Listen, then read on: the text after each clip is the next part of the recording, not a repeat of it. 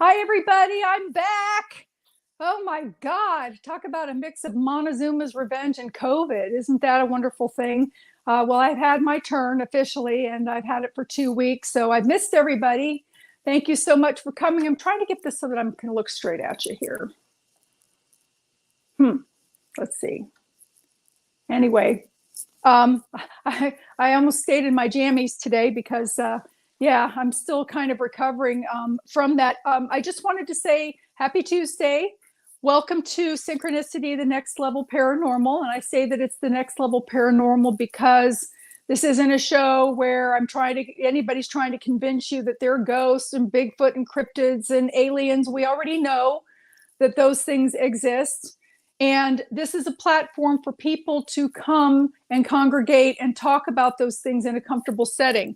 So if you're not someone that believes in those sorts of things, this may be a little bit overwhelming for you. It is not the 101 class. It is the advanced podcast to talk about those sorts of things. Also, for any of you that don't know, I am an author. I currently have 4 books out, a 5th book coming out. I have Omnipresent, which is going to be a 5 book series. Books 1 and 2 are out. Book 3 will be out the beginning of next month. So there's Omnipresent, which was a story about a haunted house that was so haunted that I was never able to move into it. All of them are true stories. Then there's Omnipresent, What Happened Next, that talks about mental illness, attachments, addiction, what happened next, what happened to the people that I bought the house from, as well as the 3rd book, which is going to be Omnipresent, 111 Becca Drive, which is about a male ghost that was going from townhouse to townhouse, pulling down women's underwear in the middle of the night and doing other things. So I also have released The Colors of Heaven, which is a beautiful story about death and dying, hoping to take the stigma of death and dying away. We do basically shed our bodies and go on. There's not of death in anybody that's galactically inclined. It's all connected. The spiritual part with that galactic part of it too. All of that comes together at that time.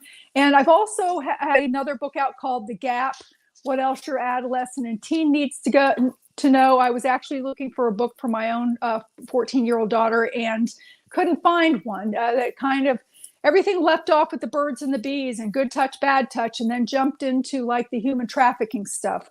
So there was that gap there, and I wanted to write a book talking about things that, teenagers, like their first date.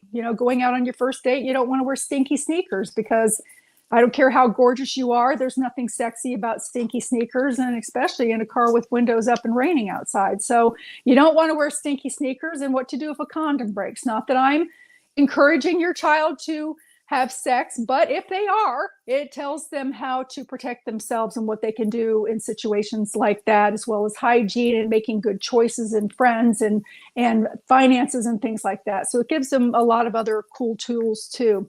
I'm here every Tuesday night, 8 p.m. Eastern to 10 o'clock Eastern time. That's 7 Central. And of course, then it continues, taking an hour off to all the way to the California side. This coming Tuesday, I have Brandon Cooper as the guest on my show, and been looking forward to having him. Also, for anybody that's interested, I am currently taking appointments. I'm doing consultations. I'm booking consultations for anybody that want. I've gotten inundated hundreds and hundreds of emails of people that are calling out for help. And for me to be able to help them, I can't work at the same time because it takes hours and hours to help get these people on track and help connect them up with people that can actually help them. So yes, I do charge a small fee. Don't charge to come out and clear your house and things like that. But I get you in the right direction and kind of give you the prelude of what you need to prep and get ready, for those people to come in and help you. I can be reached at Omnipresent, OMNIPRESENT .book @gmail.com. This will be mentioned again at the end of the show. If anybody wants to have a consultation with me over the phone, or we can do it over Skype, face to face, however you want to, because there are a lot of people out there that are under spiritual attack and have addiction problems because of it, and have pain problems for that matter. And their children are being affected adversely, and their whole family and their lives. So just to try to help people that way. So tonight I have a very special guest. I'm so excited to have her. Her name is Charlotte Sanchez Cosa. She is with California Haunts. She's a big deal, people. I'm definitely going to have her talking about some things that she's done. She's been a working journalist and photojournalist for over 25 years. She's won several awards during her career for her work. Woohoo! She also started her career at the Sacramento City College in, of course, Sacramento, California. And she held the position of reporter, also a position of advertising she did advertising manager, sports editor, managing editor, and chief editor. She then also did several other things and also ended up in magazine publication, as well as she also does film. So she's very multifaceted. She did grow up in a haunted house, so she's a sensitive. She's an empath like many of us are, and can relate very much to some of the things that we've gone through and help put some insight in on that, and also some help and validation for people that just are like, have that aha moment, that they can relate to what she's saying. So I'm going to let her come in and tell more about herself. Everybody, I want you to meet Charlotte Sanchez Cosa from California Haunts. How's it going, Lynn? Hi, I'm so happy to see you. I was really, really looking forward to this. I was hoping that flu didn't take me down another weekend.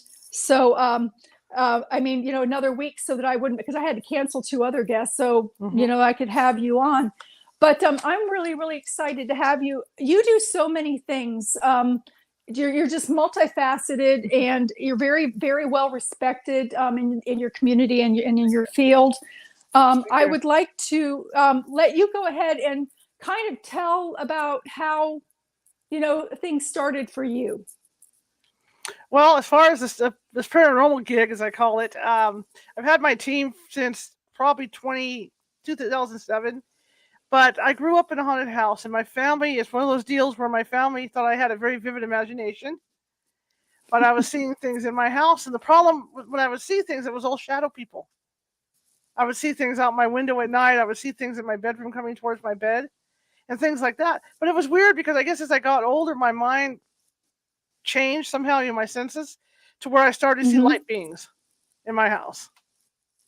But for the first like, I would say 8-9 years, everything I saw was dark. It was always a shadow, something reaching down for me, from like the upper bunk bed. There would be hands reaching down for me, or something would come out of the wall, and I was scared, and I would tell my family, and I didn't realize that my mother had abilities too. She wouldn't admit to them because she was afraid of them. And they would sit there and just go, "No, it's your imagination." Da, da, da. And I just thought, okay, fine. But then when I started to be home alone more, because I was a latchkey kid, so when I started to be home alone, I would see stuff.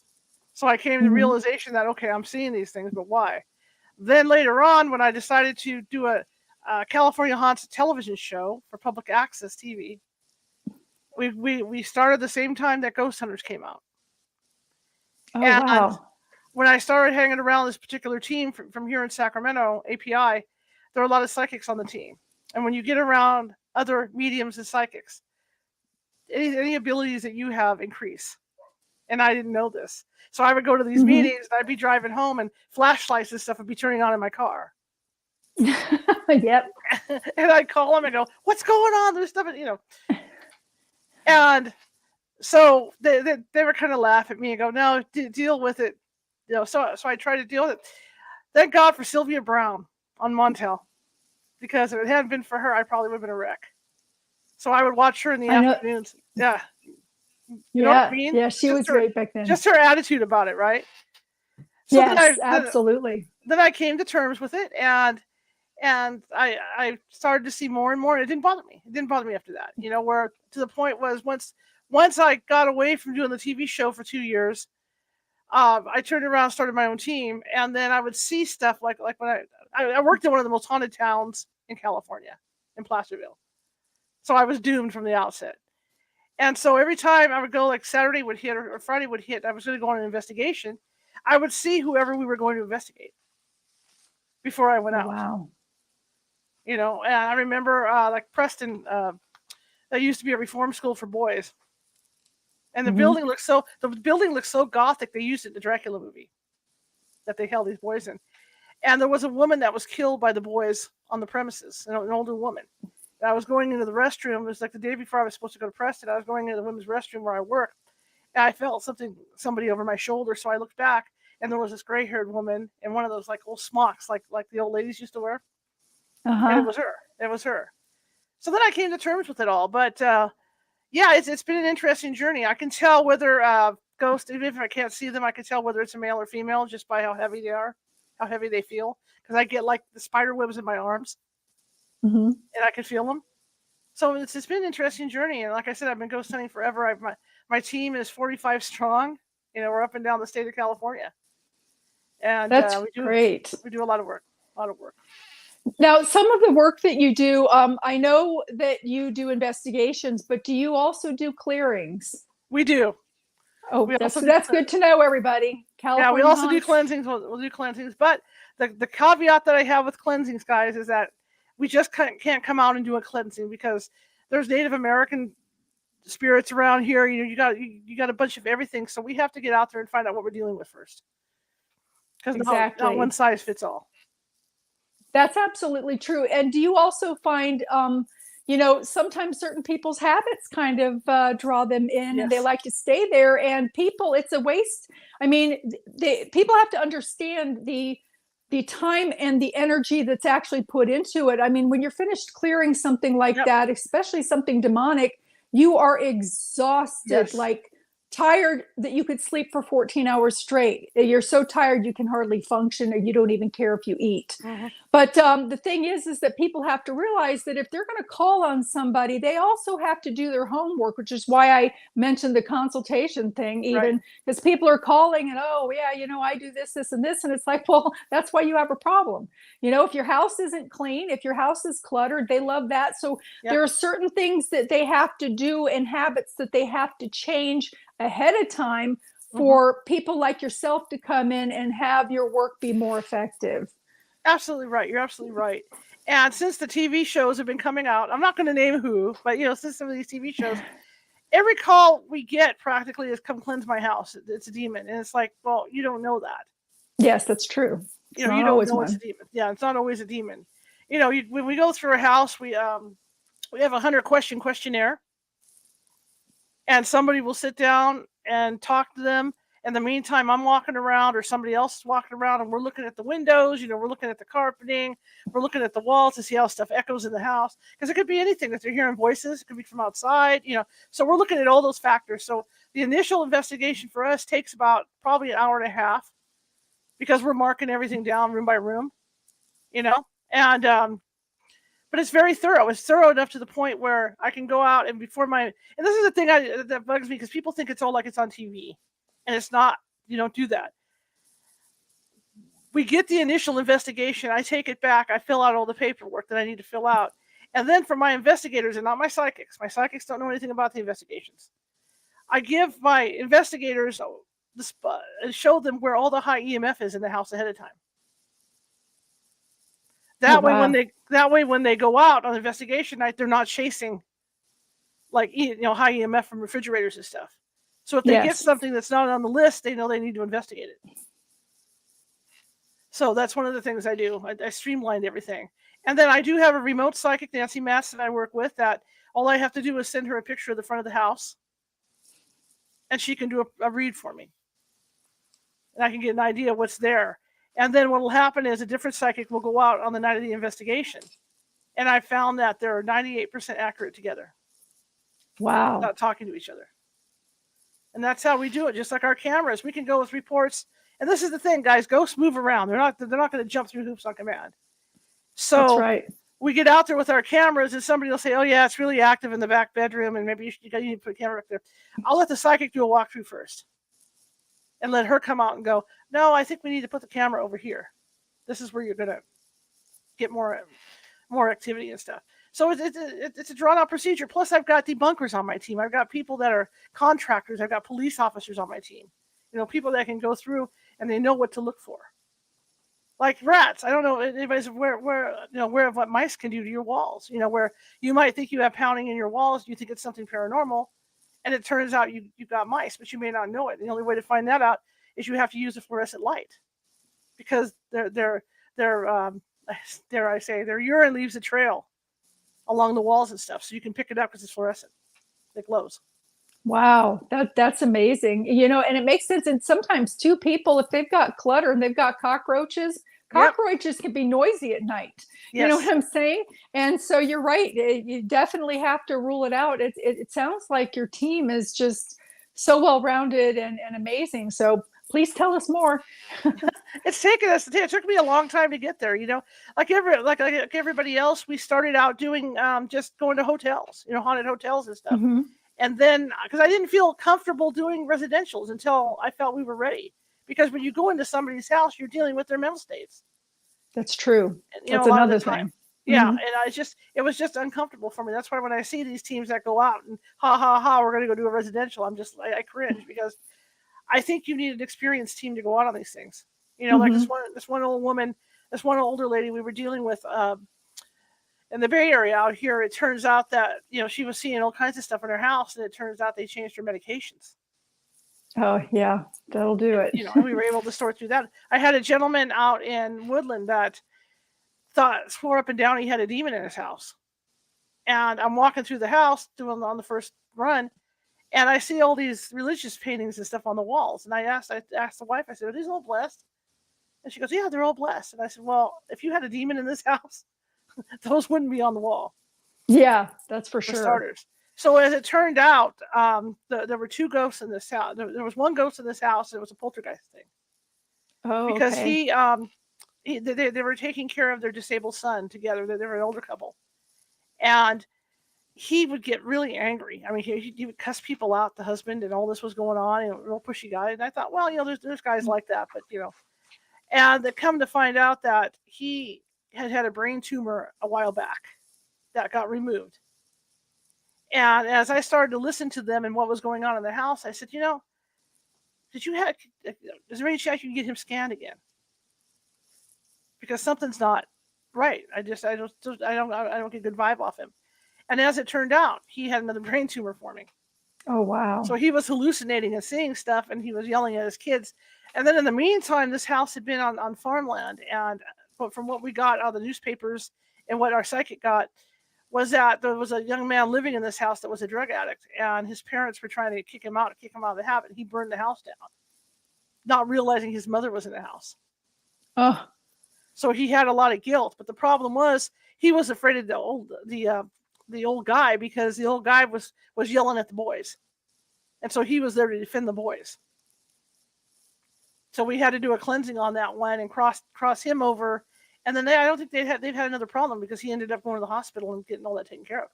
Wow, that's amazing. Would you mind explaining to everybody what the difference between a demon and poltergeist is? Because some people think that they're one and the same, and they're not. Poltergeist, the definition has changed over the years. The one that I know is that, okay, if you go to bed after you're arguing with your husband, mm-hmm.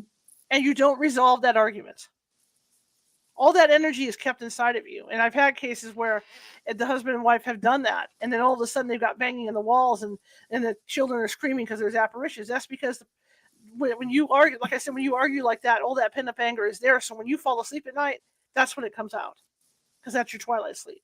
And poltergeist activity can be caused by that. It could also be caused, restless spirits can do it too. But I think that I know there's a new definition for it. I just can't think of it right now. But there's a difference. A demon, and here's another way that we judge what's a demon, or what's not of this earth, and what's a ghost hunt. Mm-hmm. Anything that can lift or move more than 6 pounds isn't a ghost. Because with poltergeist, what you're going to get is you're going to get your keys being moved. Mm-hmm. Maybe something will get knocked off a table. A demon, you're going to get tables moved. You're going to get, like this one house, a guy never told us that he saw anything dark in the house until after we did the investigation. And he came out and said, "Oh, I forgot to tell you." And I said, "What?" He says, "Something ripped the dryer door off and threw it across the laundry room." Oh, gee, that's not important to Yeah, mention. and I went, Yeah. "Thanks." Yeah. But that was a weird case because we could hear the furniture being thrown around in the other rooms when we were in the house. I pulled everybody out. I was like, you know what? This guy lied. In the first place, he lied to me, which is a no-no. You got to be honest. When groups come out or when Lynn comes out to your house, you have to be honest with the Yeah. investigators. You And have I have to be honest too. I don't mess with the demons. As Al Sanderiga says, it's not within my pay grade. Yeah. Unless it's a family member or friend, because no, Yeah. I won't. I don't like having to do that part, so I prefer not to. Like that one I was talking about where the dryer drawer got yanked off. I looked at my team and I said, "Let's go right over our heads. I'm not going to deal with this." Mm-hmm. Of course, but at that time we had a shaman on staff, so then we called her and said, "Okay, I'm turning this over to you because we're not going to deal with this stuff." I've been on probably about 4 demonic cases in the last 15 years. You don't see a lot of them, but when you do, they're bad. They're bad. Yeah, they're bad. I even have an EVP from one where somebody is warning the angel Gabriel, and I have it really clear where the voice says, "Gabriel, watch out." That one was demonic. But I mean, you have to go out and you have to be really careful as an investigator, and people have to be as honest as they can, because because there's people that'll be out there that you interview that want to test you. Yes, that's right.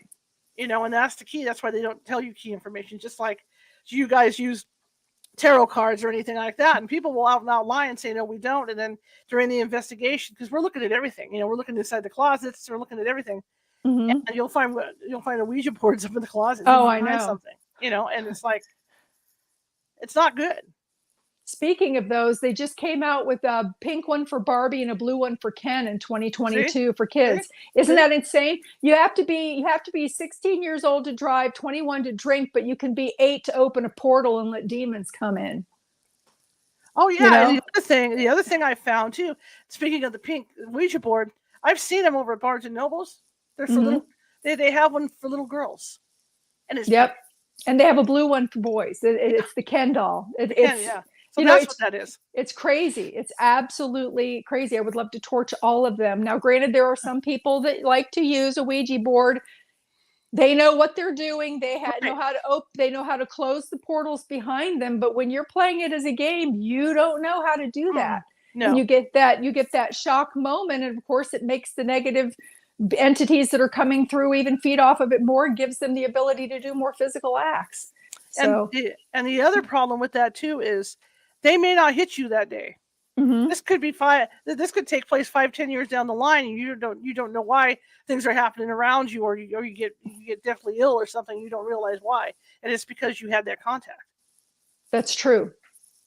That's why I don't do them. Like it's beyond my pay grade too. So I try, and again, only if it's a family member. So I try to avoid them. Wow, what a perspective and a way to look at it. Do you find too, when you go into people's homes, sometimes it's easier not to have the people in there because you've got the husband and the wife whispering together in the kitchen. You're like, did you hear that? Did you see that? And what they don't realize is when we go in, we have to almost put like a force field around us that we have to maintain constantly because we are under attack. They don't want us there. They're attacking our auric field. We have to consistently keep it without openings or tears so that we don't go home with attachments. But when you've got somebody in the kitchen feeding that fear together with one another, it makes the spirits stronger and the attacks harder on us. Yes, so it does. Yeah, it does. And it's so hard to tell somebody, if you want to go to a movie, feel free to go, let us do our thing. Because I don't blame people for not having strangers in their house, for leaving strangers. But I mean, it helps us immensely because whatever's there, unless it's attached to them and it follows them, whatever's in that house is going to be there. And so we can track it down a lot easier and safer, like you say. And just like when Lynn was talking about the exhaustion, I've taken hits. I've taken what I call psychic hits. And I mean, it is just incredible, the fatigue you get with it. Yep. And it's not an explainable kind of fatigue unless you've experienced. It is a bone tiredness to the bone. Mhm. You just can't even really describe it in words. But I know that for people that have done clearance, I've had to call in sick to work the next day, because I couldn't get out of bed. I was too tired. I wanted to sleep all day, Oh yeah. and you're right too about the attacks that can come later on, Mhm. too. So, people have to watch out. There's also an intelligence about these spiritual beings as well, that, you don't mock them, because they get it if you're doing that, and they will come after you. If it's not today, it might be tomorrow or when you're sleeping. Mhm. But, you do have to have that a level, not that you have to like them being there, but you have to have a respect and to treat them the way that you would want to be treated until you can get them out of there. You don't. Absolutely. Well, I've had cases where I have gone out, and it was one in particular here in Sacramento that was a low-level demon, and everything went fine during the investigation. So I came home about a week later and started to go through all the evidence review and all that, and filling out the paperwork. And I ended up with scratches on both my arms because it came into my house. So I mean, you have to keep your guard up, because sometimes I have a tendency to let my guard down when I'm at Mm-hmm. home. But especially after an investigation, you have to keep your guard up all the time, all the time. That is so true. Yeah. Well, and we do anyway, because most of us that are drawn to this kind of work, we're not reincarnates, we're incarnates. So we didn't come back here because we had to. We came back here because we chose to be here during this particular time for whatever reason. Therefore, our lights are extremely bright. And a lot of times, lost souls mistake us as angels, so they'll follow. And the demons want to dub out the light because it exposes the darkness. So we do constantly have to be aware of our arc fields and make sure that they're healthy and whole and no tears in them, and to take care of them. Your salt baths, your ammonia baths, there's a list of things that you could, that you can do to clear that. But yeah, you definitely have to take care, and you can't say, oh gee, I'm just so tired, I just want to lay down. No, you Yeah, need to take that bath yeah. or you're going to regret it. So I make my own medicine bags. do you Yes, so I wear one around the neck every time I do an investigation. do you sell those medicine bags? I'm going to be teaching a class Saturday how to make them, but I'm Are thinking about you? selling them. Yes, Because you you can make should. them yourself. Because I mean, really, when you make one, I know the Native Americans, and I'm not trying to take away from Native Americans, because I have a friend that's a medicine man. But I'm half Mexican. My grandmother was a curandera, so she, Mm-hmm. and so I figure I can teach people how to make these things, because it's pretty much what your belief is. When you make it, Mm-hmm. you got to put your belief in there, whether it's going to keep you safe or not. Because some of it involves, like, you have to have animal for a live dog, so sniff sniff sniff, or Mm-hmm. bones, chicken smut, chicken bone. I mean, bird bones from a bird, right? Chicken, whatever you have. And then a lot Yes. of the gemstones mean something. And if Yes, you they do do. research on gemstones, they do. Like, there's even ones that'll help your kidneys if you believe in it. And the whole point is Yes, to believe. cardiac and everything. Yep. Yeah, so you can turn around and get the gemstone that you think will help protect you when you're out in the field investigating, or getting involved with something, and then make a medicine bag. And then the key is with it, you tie the knot in there and never open up the knot, because it takes the magic away. But it's all up here in how you believe. That's wonderful. So when are you having that class? Everybody write this Saturday down.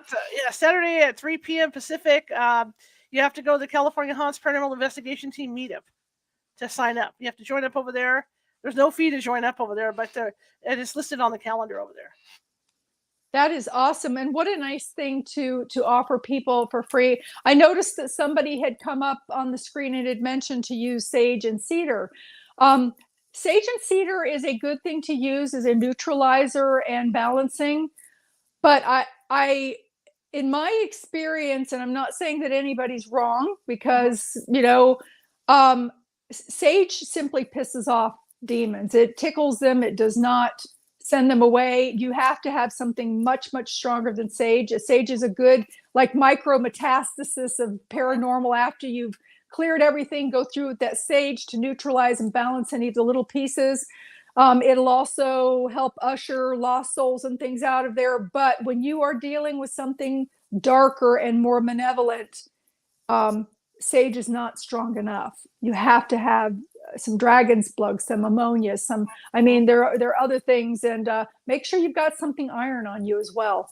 That's why they used to put the iron fences around graveyards, was to hold all the dead in there. So, those sorts of things. But yeah, I definitely want to know about your class. I'm looking at the time frame, so it would be like 7 p.m. my time on Saturday, because I want to learn how to do that. And I really think that you should make them and sell them, because you know all of the details that need to be done, and you will do them correctly. Because what people don't realize is they could be like whispering, oh, keep me safe, da da da da da, and then in their mind they're thinking, but the man next door tried to rob me getting into my car, and they're still whispering. They don't realize that thought is the same as speech, and it negates the what they're doing. So they have to be very focused and clear. And somebody like yourself that has so much experience with it, it would be, I would buy them from you.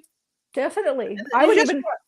You just made a really good point with people, because, after you clear the house, right? After you get the investigation done, it's so hard to explain to people that don't think about it ever again. Mm-hmm. You can't think about what happened, but it's hard, because I know we've had to go out and go back sometimes, because people will start to remember back, and then it draws it back in. And that's the other hard part of it, is that when we come out to do a cleansing like that, or when Lynn goes out and does a cleansing like that, I know it's hard. I know it's difficult, because I know I've got activity here, and I think about the activity here. I'm just as bad as anybody else. But I have nothing here that'll harm me, so I'm not worried about it. But it's just so hard, to try and block that out of your thoughts. It is. And it's also, and again, I totally agree with you. And again, it goes back to, you've also got to make some life changes. If you're a porn addict, I got news for you. You think you've got that moment alone with yourself? You got a whole fan club watching with you, and maybe you should be charging for what you're doing while you're looking at it. Because even in the case of alcohol and addiction, there are lost souls that have chosen not to cross over, so they have remained earthbound. And you would be shocked going into, and I know you've seen this too, Charlotte, a lot of times, like the mafia that linger in bars and stuff, and they don't want to cross over because they don't want to meet up with their wives because they were with their mistresses.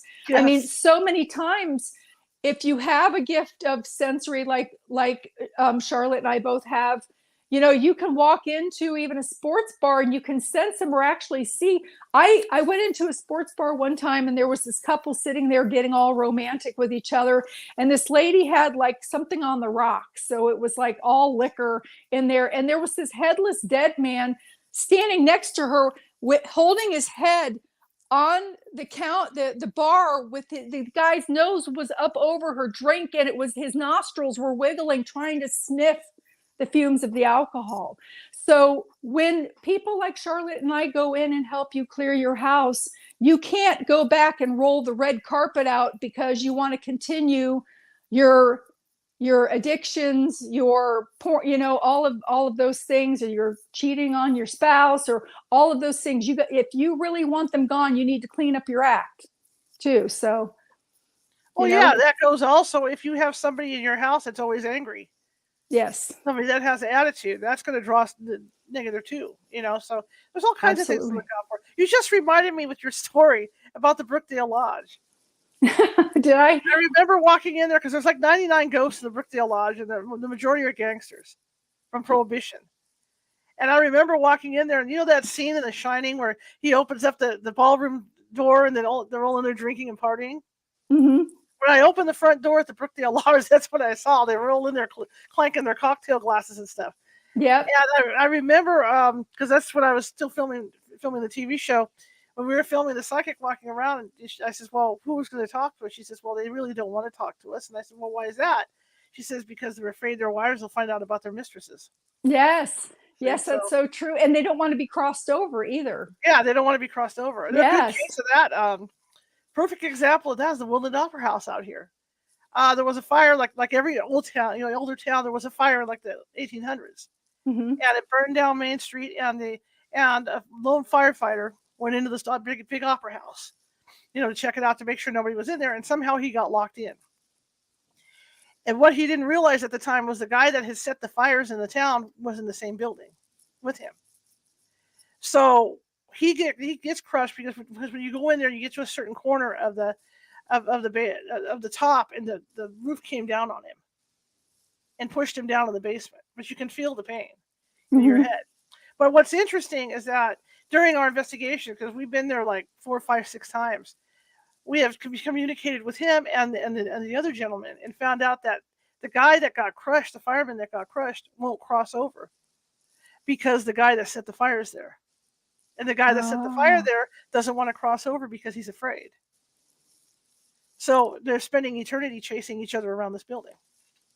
Oh my gosh. Wow. And it's really active. I mean, they've got a stage over there with a piano on the end, and the piano will get moved from side to side on the stage. There's always messing around with the lighting. There's always somebody walking around up in the rafters of the proscenium stage, down in the basement area where they have the dressing rooms. There's a story, because they used to have seamstresses down there, and there's a story where they had sewn these costumes and went to lunch and came back and all the thread was removed out of the costumes. Wow. So it's a really, really active place. So it's not only those two, you've got actors and actresses that are there that are still performing, So it's kind of cool. It's kind of cool. And this one actress, who's a Polish actress, I had contact with her quite a few times. I go to Sacramento Theater Company because she performed on almost every theater up and down NorCal. And she was there, and she actually asked for me. Oh, really? How? I mean, well, that's amazing. That is amazing. I didn't think they would that would happen. That's when I was still just starting out doing this stuff. And one of the mediums came up and says, "Hey, Madam's looking for you." That is, that's actually a compliment to you and the way that you present to them, because, there's so many times that you get investigators going in there and they got this little light thing on, and it's like, ooh, touch blinky. And they touch blinky, the light goes off, and they're like, it blinked. Here, touch blinky again. So they touch blinky again, and it goes off. Oh, touch blinky again. And by that time, the spirit's telling them to get out. Yeah. Because, a lot of times people treat these spirits as if they're ignorant.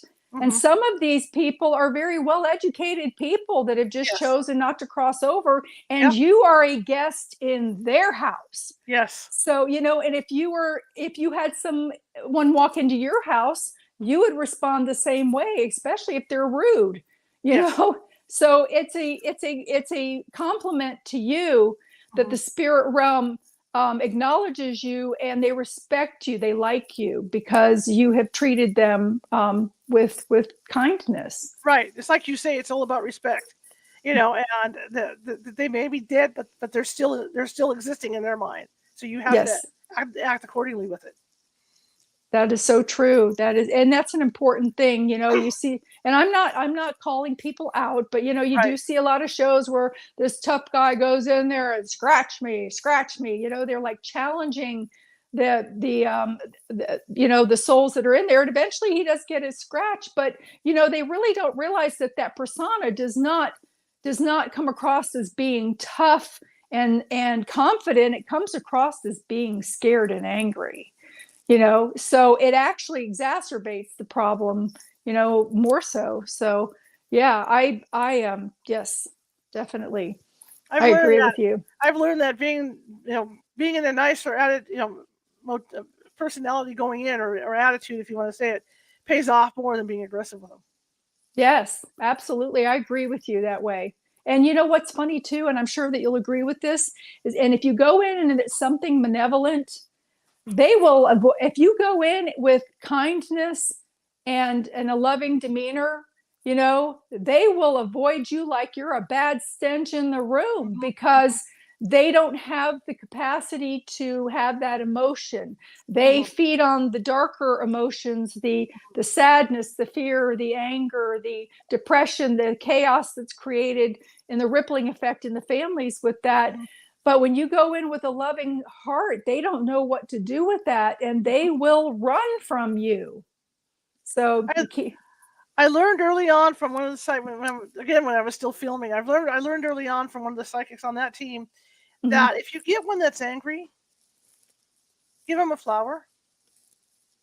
Aw. So they can remember, and mentally, of course, they're not going to be able to smell it really. But mentally, if you think about maybe say you give them a rose in your mind, Mm-hmm.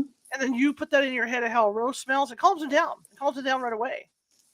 And they can smell them, by the way. Okay. When people, I found that my mother and I communicate sometimes, and you do keep all of your senses when you die. Whether you cross over or not, you still have the ability to see, to hear, to smell. So yeah, what a sweet thing to. I will do that myself from now on. See, I've had great. conflicting from different psychics about whether they can smell or not. Because you hear the people go, "Well, sage is dumb because they can't smell the sage and all this." But I also like you say, I also have heard like the whole flower thing. Where they can't smell the flower. It's something that's pretty that they like. Mm-hmm. So Yes, there's still a lot of conflicting stuff out there. But I mean, it's starting to narrow down more and more. I'm an old folk now. It used to be I'd laugh because I was one of the younger people doing this, and now I find myself I'm getting like an old statesman doing this stuff now. Oh, I'm older than you are, so let's not even go there. I just turned 60. You don't look 60. May 17th, I just turned 60. Wow. I did. I swear on my life. And I had a late life baby at 46, so I still have a 14-year-old at home. I've got 2 other grown children. But yes, so you're the baby of the bunch here, by the way. So we won't even go there. But I understand what you mean. I do understand, what you mean. And it's nice too that they have some new tools and things that they can use for that validation that are that are not so invasive to the spirit, but yet it's more validating to the person using it. Some of the not shadow boxes, what do they call them? The boxes, I can't think of the word, that they speak through. Oh yeah, those SP11s and all that. Yes. And they're getting really, really high tech with those, where they can almost kind of close out that background noise, that sound, so that you can actually hear more of the voice of them, and that's very, very interesting, because it gives them a way to to communicate back and forth. So you were talking about doing filming. So tell me about this. You had a show, or you were filming, a show. So what was all of it? Were you like doing a documentary? Are you doing a series? I was doing a series. I was doing a series of hour-long, maybe a 45-minute long paranormal investigation shows. Oh wow! When was that? Just when Ghost Hunters started out. In fact, we started at the same time, and that was for public access TV. The plan was at the time that I was going to join all these different public access, or people that I had working on my team who lived in different areas, could join their public access places, and then we could distribute this thing out. But it didn't work out because life got in the way, and then I had to shift gears. But at one time I was filming another team, and we would go some really cool places, in Northern California to do this, and some residentials and stuff. It was pretty fun. And I still have the footage here, and we've got some excellent footage. And someday I'm going to share it out. I have one bit of footage where we're in this hotel, and Ann Bender, who was the lead psychic on that team, was in this rocking chair. And the cameras I had at the time were Sony TRV 740s, real good cameras. That's what they were all using. And they have those are the ones that have true night shot, true infrared on them. Oh, wow. And I'm filming, and she's in a rocking chair, and she's rocking back and forth. Every time she rocks, I think it was forward or back.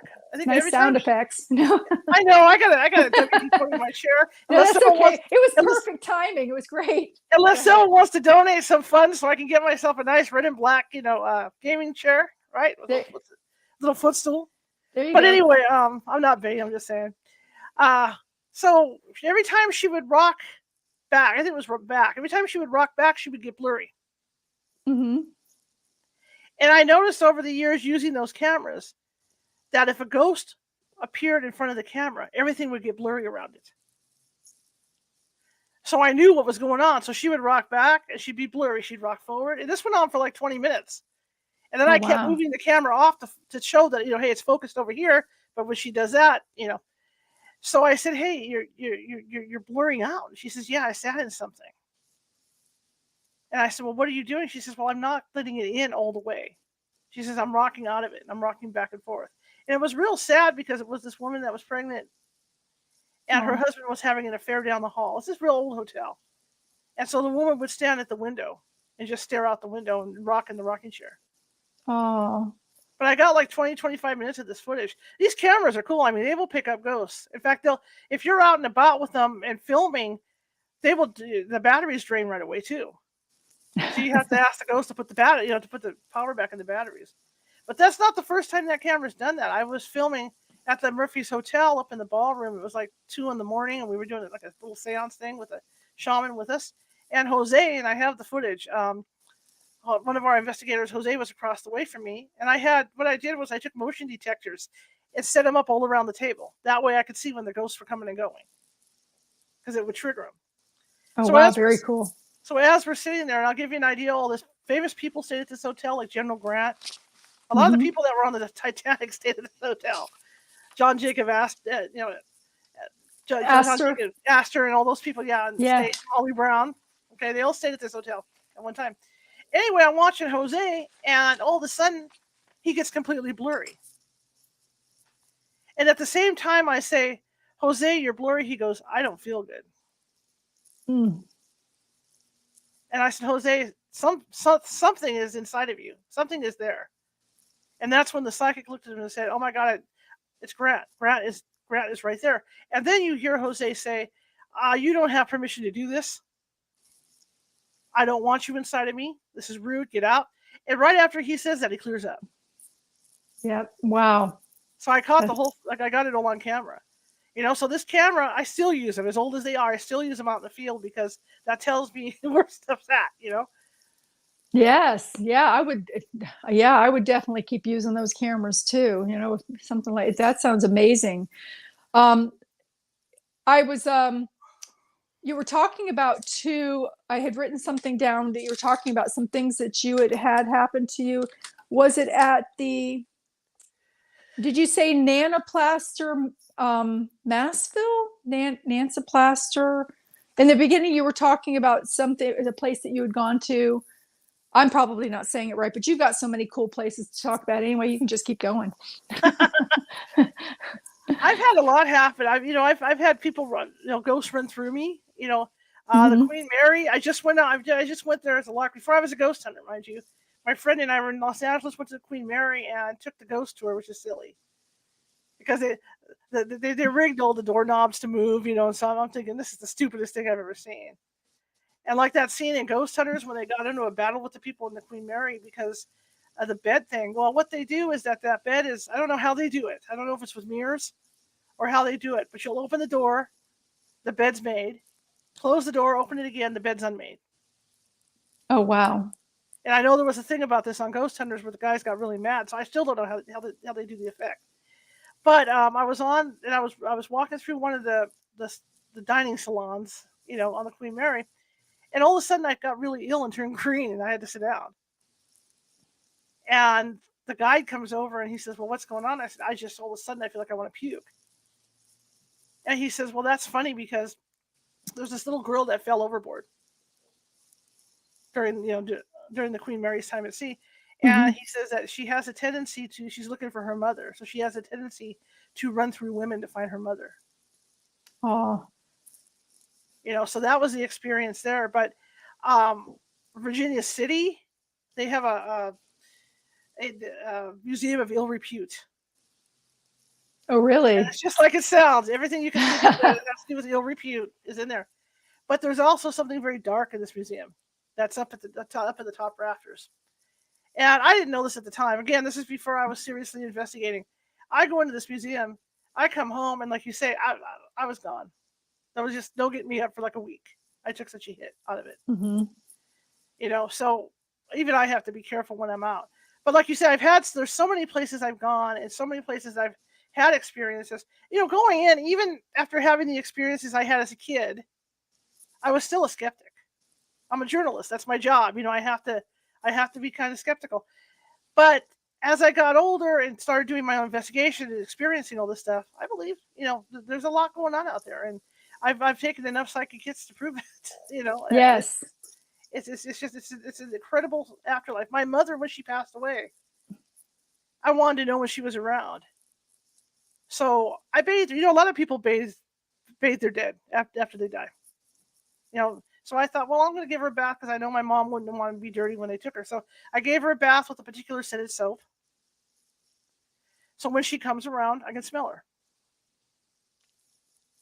Oh, that's beautiful. And the day she died, my friends and I were out here in the living room, and they were here for moral support and stuff. So till my sister got here, and it didn't dawn on me that it was my mom, but we could smell this smell, and it was following me around the house, and I thought, what is this? And then it dawned on me finally. We went over to dinner, and I'm like, oh my God, it's my mom. Yes. And so so she comes back frequently. I can tell when she's here, or I'll be watching baseball because she loved baseball, and she'll grab my hand and dig her nails into my palm like she used to.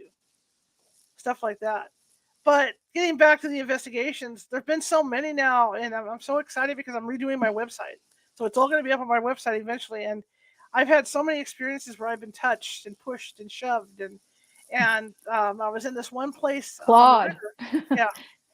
This one place on the river doing a thing with another journalist for another newspaper. And I was alone. Everybody else went upstairs, and I was setting up all the monitoring cameras, and I had to go down to this speakeasy down in the bottom.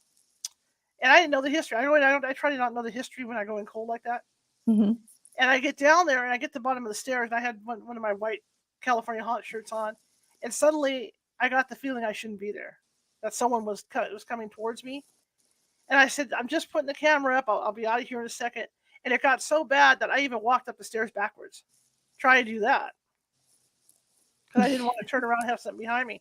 Went back upstairs, shut the door and kind of sat there, trying to gather my thoughts. Went to the restroom. There were no drinks available, so I went in to get a drink, a drink out of the restroom. Put my head under the faucet. And as I put my head into the faucet, in my mind's eye, I saw a hand reach behind my head and slam it into the wall.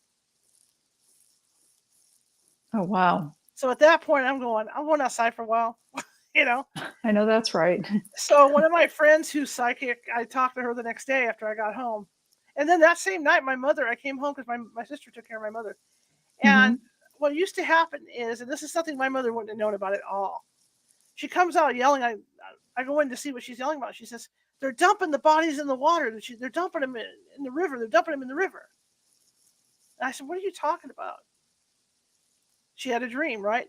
So I go do some research on there, and it turns out that it was a mob thing because it was prohibition. And what they would do is they would kill people and dump them in the river, dump the bodies in. Oh, wow. So my mom saw that, and she was already like 85 at that time. It was unnerving to have that happen. No doubt. But anyway, getting back to my head being slammed against the side of the wall, it was because here I'm wearing white, and supposedly I reminded this guy of his bride, who irritated him, and he killed her in that bathroom. He chased her through the building and then slammed her head against the wall to kill her. Oh my gosh. So that's what I saw. So there's been a lot of experiences. I've been to a lot of places that you've probably seen on TV, like the Brookdale Lodge, the Moss Beach Distillery. Some of those places. I've done a lot of those. But then there's places that we have, but that nobody's going to know about. But we're beginning to film our documentary again. And we're going to start doing the haunted hotels in Northern California. Yeah. Oh, that's awesome. That's great. If ever you decide to come to the South Carolina way, definitely reach out. I'll show you around a few places too, if ever you want to come to this side over here. And I'll definitely look you up if I'm on your side, because that could very well happen also. Sorry, I'm talking so much. It's just fun. No. I don't get to be a guest. I get, No, I love it. I love it. I love what we're talking about. I love hearing the story about your mom. That's so sweet. And that's true. They can do that. My mom leaves hairs. You and I've had this conversation, but yeah, they can leave signals or scents and things like that. But we're about 5 minutes to the top of the hour, where we're going to take a little bit of break. I know that you have a lot of other great stories, and please keep talking. You and I are friends. We're like having this casual conversation here, and everybody's just kind of listening in. So it's all good. And I'm enthralled. I'm really, really enjoying your story. Lynn and I go back a couple years now. So yes, we do. We do. Definitely do. I've been on her show a couple of times. She's going to come back on mine. definitely for sure. How can people, before we break, we've got like 5 minutes. Everybody, I definitely want you to check out Charlotte's site. Charlotte, can you tell them how to find you? Since I don't have a website right now because it's being rebuilt, you can find me on Instagram under Ghosty Gal. You can find me at Facebook under all the California hot sites. Plus, my personal page is open, obviously, for people to see. You can find us over at TikTok under California Haunts, and I think we're Cal Haunts on Twitter and Cal Haunts at Twitch. There you go. And you can also reach out to me if you can't get a hold of her in any of those other ways, and I'll make sure that she gets your message as well. Yeah. So, do you have any, like, I know that you're talking about the medicine bags that you're going to be doing. Also, you have that new club, for lack of a better word, that you're Patreon. doing. Yeah. Yes, Yeah. yes. We have a California Haunts Radio Patreon. It's a $5.50 a month membership. But what we do is that I do I do a show every night, guys. I'm here Sunday through. Well, I'm doing a show Sunday through Friday, and so I have a lot of guests. And sometimes the guests can't book for the times that my show is. So what I'll do is I'll do pre-records. And so what I do with the pre-records is for the members of the Patreon, they get to go over and see these shows a week to 2 weeks in advance of everybody else. Plus, I'm going to get guests on. I'll probably ask Lynn at some point to do an extra show over there so that if there's questions in the chat room that people were afraid to ask or just didn't have time to ask, you know how you watch a show and you'll sit down and you'll go, dang, I should ask that, or dang, I'd like to ask that. This is the chance to get people on over there, and you can have an extra one-on-one with the guest. Yes, and that's great. So, yeah. And the nice part, go ahead. I'm sorry. I was going to say the nice part about having the pre-records too is you can always rewind and listen again. So that's great too. But so the Patreon, they can find that through. It's www.patreon.com/California Haunts Radio. Okay, and she's going to repeat all of this at the end of the show, so people get your pens and paper out if you want to write it. All of this will be definitely covered again. And we are coming up on to 58 minutes, so we're going to go ahead and take a 5-minute break. There'll be some music playing so that the host and the guest and the producer can all get a drink of water, maybe take a potty break. Anyway, we're so happy that everybody is here tonight watching this amazing show with Miss Charlotte, and definitely any of you paranormal people, you want her on your show. So if you can't find her, get a hold of me and I'll make sure that I direct you over to her because she's got lots of really, really great stuff to talk about. So anyway, here we go. We'll see you in 5.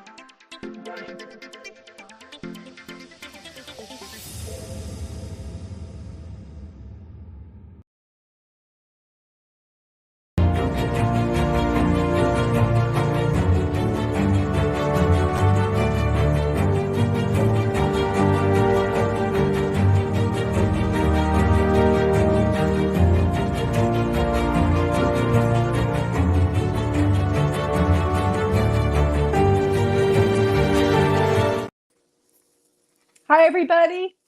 We're back from our break. And Charlotte will be brought in shortly. It's Charlotte Sanchez Cosa from California Haunts. We're talking tonight everything from hauntings to investigating, what to do and what not to do when you're around dark malevolent forces. And yeah, we're going to go ahead and bring her back on to the show. There she is. Ta-da! Okay, everybody, It's like it's Charlotte. Yes, yeah, popping in and popping out, kind of like those ghosts we were talking about. That's it. But you were in the middle of telling a couple of stories, so please have at it. One of the things you were talking about earlier was equipment. You were talking about the SP11 box. The other piece of equipment I like, but it's got to be used properly, is the Kinect camera. I call it the X-Cam. And what I mean by properly is because I'm not a person, and a lot of people are like me, I know. I don't read instructions. I can't stand it. So I'm going to point at things and figure out what the hell, triggers the camera and whatnot. So I've done a lot of practice with those things. And that's one of the things that you have to watch out for when you're out in the field, because they'll say that they will trigger on a chair that makes it look like a stick person sitting there. So what I decided to do with mine was I utilized my psychic team with the machine. So they actually interact. That way, if I have a psychic standing there and she says, well, shake my hand, and the thing reaches up and does this, in the camera, then we've got something. So that's the way I use them. And out of all the equipment that's out, besides the SP11, for communication, I think that's probably the best piece of equipment there is. Wow, when that's it's used right. Yeah, that's awesome. And that's relatively new, isn't it? I mean, yeah, it's been maybe 2 or 3 years, but yeah, I swear by the thing. Yeah. It definitely can validate things. In your investigations, I know that you had made mention that there was one demonic case that you were like, I'm out of here. Yeah. Yeah, good luck with your demons. We'll see ya. So but we still get our shaman come in, but that night it was just like, that's when we went outside, and I told the guy, I said, it's weird because, and this is the other thing, I'll call psychics that aren't there, just to make sure that I'm not losing my mind. And I had 3 psychics on the phone, and the one, when she says, she looks at, she's probably looking at me through the phone too, and she goes, it looks like a banshee. And that's when it hit, and that's when I went, okay, we're done. I'm done. But go ahead, what you were going to ask. No. Go ahead. That's great. Have you?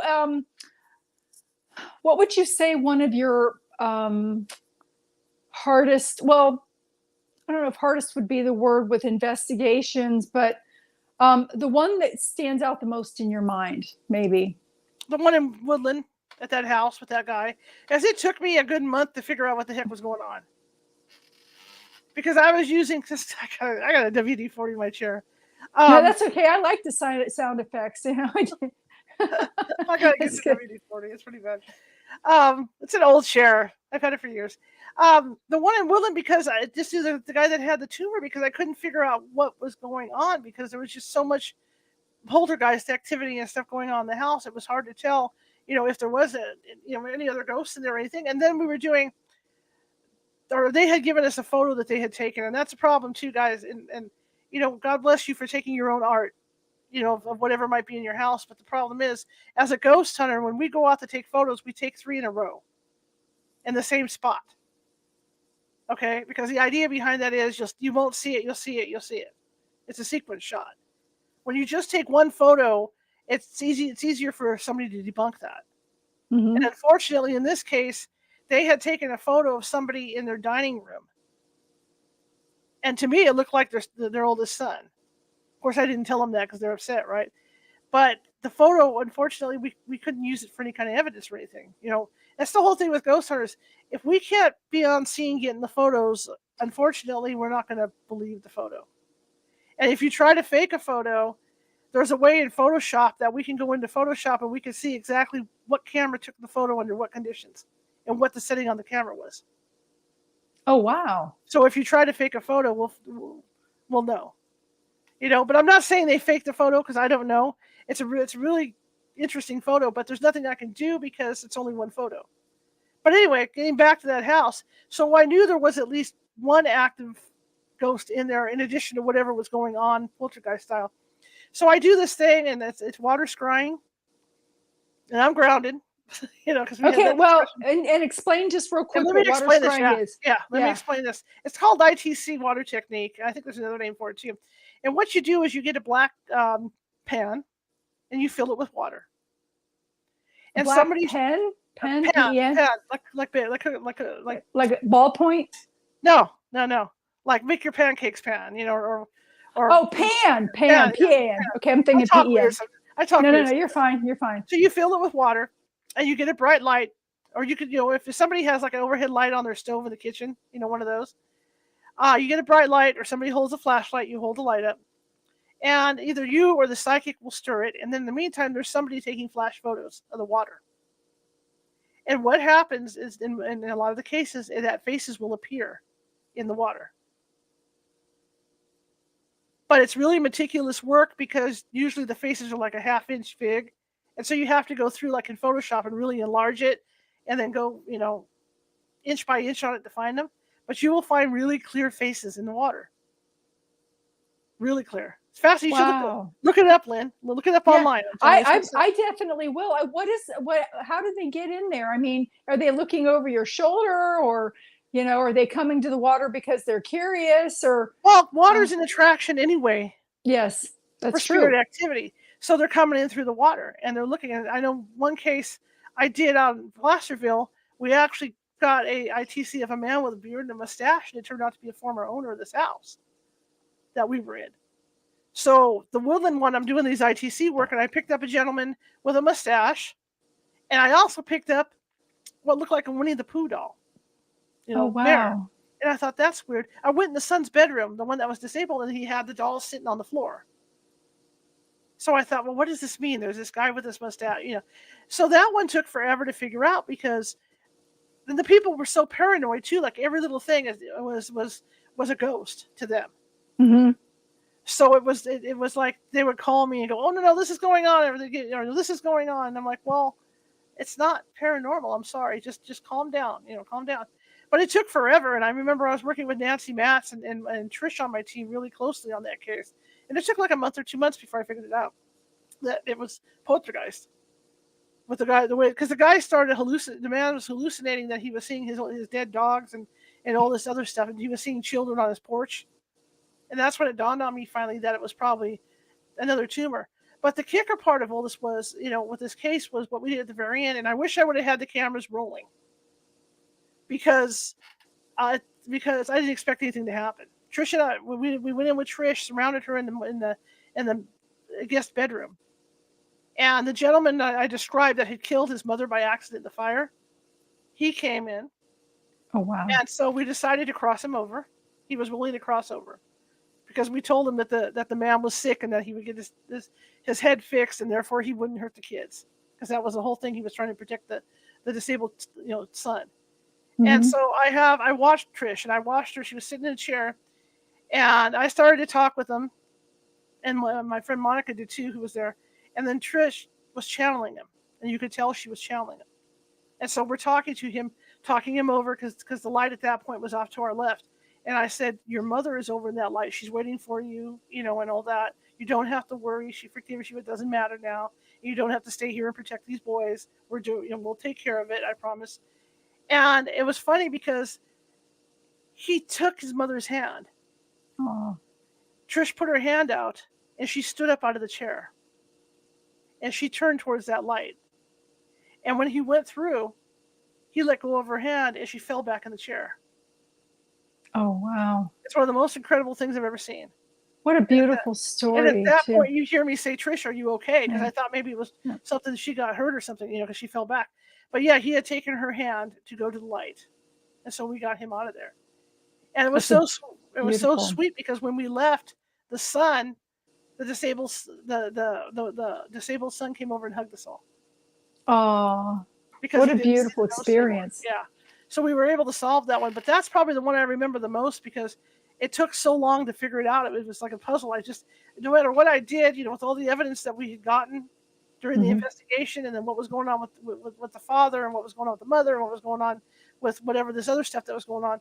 I just could not wrap my head around what was happening until it finally hit me that's what was Oh, going on. So yeah, that one I'm real proud of because we came out of that one. It's neat when you help people like that because you get a really good feeling.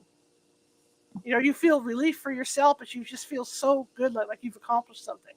And that's what ghost hunting is all about. I mean, for the majority of the teams that are good teams, that's what we do, just like with what Lynn does.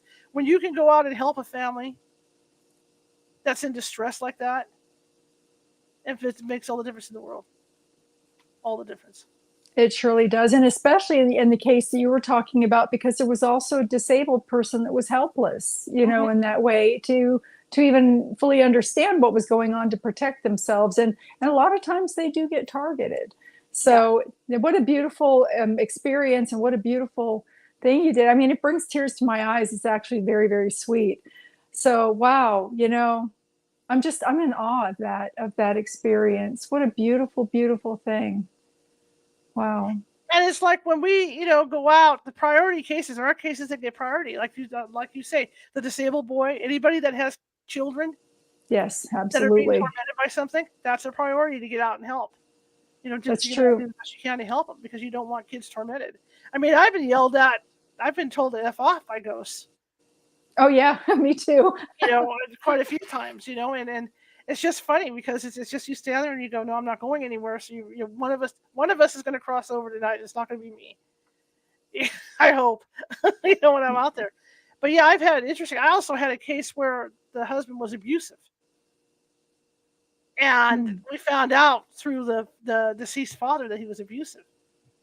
But in that case, the guy literally attacked us verbally in the house, and a bunch of women went out. A lot of my team, the majority is women. I have like 3 guys on my team. Guys, you want to join the team? I have space. It's always a bunch of women, and and on this particular night, a bunch of us went out, and this guy totally bullied us. He was going to grab his gun because his whole thing was, well, can't you show me the evidence right now? We want to see the evidence right now. We want to see the evidence. I mean, he was real nasty and belligerent. And so I looked at everybody. I said, "Pack it up." I mean, it got scary. I don't know Hmm. if he was drunk or what his trip was, but we felt afraid of this guy. So we literally packed stuff up. Didn't even put in the right boxes. We just threw it all together and took off on this guy. And then the wife called later on and said, "Oh my God, I'm so sorry. Can you come back?" Nope. Yeah, But you run into that stuff too because you don't know what you're going to hit. You're going into somebody's house. that's very, very true. And But yep, go ahead. that's very, very true. And Go ahead. the thing is those things, the spirits that are influencing the people don't want you there. Mm-hmm. They know ahead of time that you're coming. Yep. You know what I'm saying? They Yep. know before you hit that doorstep that who you are and that you're coming. I mean, in the world of dark things, and I don't like using the D word very, very often, but a lot of them know us by name. You know Yes. what I'm saying? They do. So yeah, when you definitely, I just lost my train of thought because as we were talking before too, they like to be acknowledged, but they don't like being exposed. Right. So they tinker with things, and they've been messing, with us earlier. We had a conversation, but I lost my train of thought. But you go ahead. I want to hear what you have to say. Well, yeah, and getting back to dark things and stuff going on, the ghosts know when you're coming because the people in the Mhm. house will have a conversation. Oh, we called the paranormal group out. So a lot of the time when you go out, nothing's going on. They won't come out. They don't Yep. come out on cue. So you could be over there and sit there and unlike TV, we did this house in Vacaville, I think, Vacaville, and the woman had been complaining because she was on a CPAP machine that she could feel a heaviness on her chest at night, and that something was taken off the mask. And I said, okay. So we investigated the house. Turns out the noises she was hearing, because I left the recorder running all night one night, and you could hear something falling to the floor and running around. And so, of course, I get in there with my fluorescent light, because I said, "Oh, I think you have rats." When people right away, "Oh, no, no, no, no, no, no, no, no, no, we're not going to have that." Sure enough, that's what they were. You could hear them on the recording. Oh my gosh. So we finally go in to do the official investigation, get all that done. And I remember going into her garage, and the rats were in there. And as I was walking around, you know how people have stuff hanging from the rafters? Mm-hmm. And she had tables. I could see stuff as I was walking around. The rafter stuff was moving, the stuff that was hanging. Oh my thought, gosh. she's got rats. So that night, we decided to do a vigil. I put an investigator in the bedroom with her. She went to bed like 8 o'clock at night. I sat at the command center, and we spent until 7 o'clock the next morning watching this woman sleep, right? That's what you don't see on TV. As it turns out, she had this cat. And when she would go to bed at night, the cat would crawl up on her chest, and it would play with that mask. Oh, wow. So that was her ghost. That was her cat. But that's the stuff you don't see on TV. You don't see the long hours that you get stuck at these things watching people just sleep. Yeah, that's true. And all of the time that's invested. And I know that, most people go out and will do these things for free. A lot of times too, when people are in these situations, they can be easily taken advantage of by people too. And when I go out and clear things, I do it for free. I don't ask anything, but with my time and getting hundreds of emails and taking the time to read them and reach out to the people, and the people want to tell you their whole life story, which is fine. And you kind of need to hear it because you need that background on it. It takes hours sometimes. And with so many people to help, sometimes a donation is a nice thing because you can't work and sit there and help them. So, and it's not that the actual clearing part is going to cost anything, but yes, a consultation, if you're going to spend hours of your time putting things together, giving them pointers, giving them some guidance on what they need to do to prep before the clearing and what to do after the clearing and not to do, what's $20 or $30? Yeah. Exactly. Really. So your time is valuable also, because I've heard a lot of people talk and they're against, charging to clear a house. Yeah, I agree with that because it's more of a spiritual thing coming from the heart, and it's more effective that way. But if you're going to consult with someone, you're also counseling, and counselors get paid and psychics get paid for readings and things like that. So everybody's time is valuable, especially if the person needs to talk to you more than once or twice or 3 or 4 times. So yeah, you do have to put a few boundaries on there that way. And you bring up a good point, because people want to tell you their life stories, but that's because when somebody's in a stressful situation and they've got no one to talk to, let's say your mother sees a ghost in the house and she doesn't want to tell anybody because she thinks, they're going to make fun of them. And she finally gets a ghost hunter out there that she can communicate with and talk, because it's a one-on-one. She's going to tell her whole life story. Of course. It's a relief. Yes. And so that's what we do. Like Lynn says, we sit there, we hear all that stuff.